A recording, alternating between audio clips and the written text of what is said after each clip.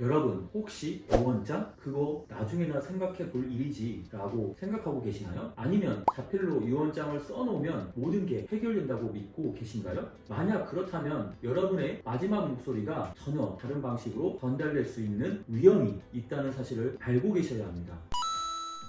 안녕하세요. 부동산 법률주치의 박순배 변호사입니다. 오늘은 많은 분들이 간과하고 있는 유언 공증의 필요성과 그 장점에 대해 깊이 이야기해 보겠습니다.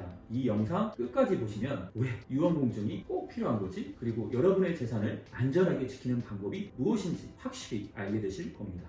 우리가 흔히 알고 있는 유언장은 그 사람의 마지막 목소리라고 할 수 있습니다. 하지만 자필로 쓴 유언장이 정말 그 사람의 진정한 의사인지 혹은 누군가의 강요나 왜곡이 없는 상태에서 작성된 것인지에 대해 의문이 생길 수 있습니다. 자필 유언장은 상속인들 사이에서 진정성이 의심받을 수 있고 그로 인해 유언 효력 확인 소송 같은 법적 분쟁이 발생할 가능성이 높습니다. 이는 유언자가 원했던 대로 재산이 분배되지 못하게 하거나 상속인들 간의 갈등을 불러일으킬 수 있습니다. 하지만 유언 공증은 이러한 문제를 사전에 차단할 수 있습니다. 공증인은 유언자가 자신의 의사를 명확하고 자유롭게 표현하고 있는지 확인하고 이를 법적 문서로 남기기 때문에 유언의 진정성과 무결성이 확실히 보장됩니다. 이로써 여러분의 마지막 목소리가 왜곡되지 않게 정확하게 전달할 수 있습니다. 실제로 자필 유언장과 관련된 법적 분쟁은 종종 발생합니다. 상속인들이 유언의 진정성을 인정하지 않거나 유언 내용의 이의를 제기할 때 이 문제를 법적으로 해결해야 할 수도 있습니다. 이 과정에서 유언자의 진정한 의도가 퇴색될 수 있음을 명심해야 합니다.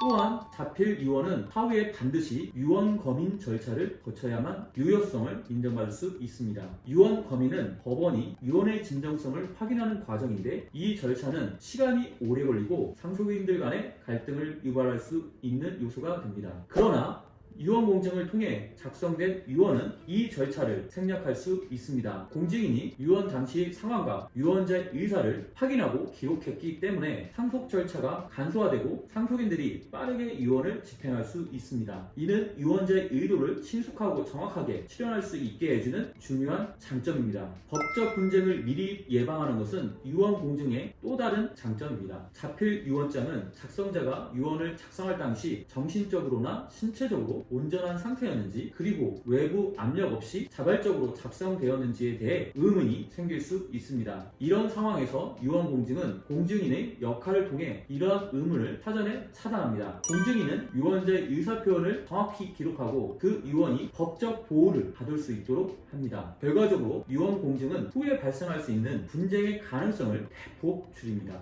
예를 들어 대법원 2002-37076호 판결에서는 자필 유언장의 진정성을 두고 법적 다툼이 있었습니다. 법원은 유언장의 진정성을 확인하기 위해 심도 있는 조사를 해야 했고 이 과정에서 상당한 시간이 소요되었습니다. 실제로 자필 증서 유언과 관련된 판례들에서 자필 유언장이 위조되거나 유언장의 진정성에 대해 상속인들 간의 이견이 발생하는 경우가 많습니다. 유언장이 분실되거나 위조될 위험을 줄이고 상속인들이 고인의 뜻을 분명히 이해하고 존중할 수 있도록 하는 방법이 바로 유언 공증입니다. 사후에 남은 자산은 말없이 유언장의 품에 안겨 있다는 말이 있습니다. 이는 유언장이 고인의 뜻을 명확히 전달하고 그 뜻이 존중될 수 있는 중요한 도구임을 의미합니다. 결론적으로 유언 공증은 유언의 법적 안정성, 신뢰성 그리고 집행의 용이성을 보장합니다. 유언 공증을 통해 여러분의 의사를 명확히 전달하고 상속인들이 갈등 없이 상속 절차를 진행할 수 있도록 해야 합니다. 이 영상이 도움이 되셨다면 좋아요, 구독, 알림 설정 꼭 부탁드립니다. 앞으로 더 많은 법률 정보를 제공해 드리겠습니다.